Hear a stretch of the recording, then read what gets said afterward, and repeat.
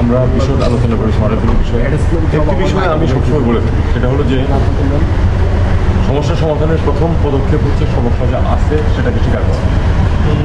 আমরা মনে করি যে আসলে চুক্তি বাস্তবায়নে কিছু সমস্যা রয়ে গেছে, সেই সমস্যাগুলি আমরা সমাধানের চেষ্টা করছি এবং আজকের আলোচনা অত্যন্ত আন্তরিক এবং সহজপূর্ণ পরিবেশ হয়েছে।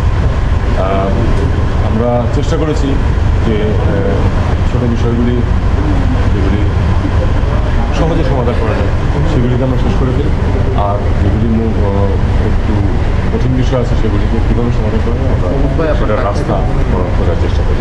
এটাই ছিল আমাদের আজকে আলোচনা।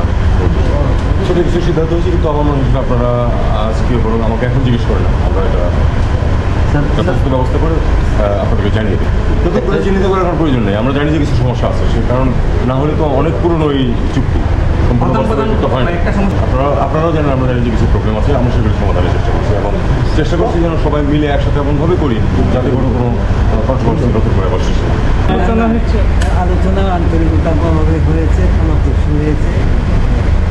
আজকে এগুলো বলার কোনো অবকাশ নেই, এটাও বলার কোনো অবকাশ নেই। তবে আমি বলতে পারি যে আমরা প্রথম মিটিং হিসাবে আসলে আমরা কোনো সন্তুষ্ট যে, এবং আমরা আরেকটা মিটিং খুব তাড়াতাড়ি করার চেষ্টা করি। ধন্যবাদ।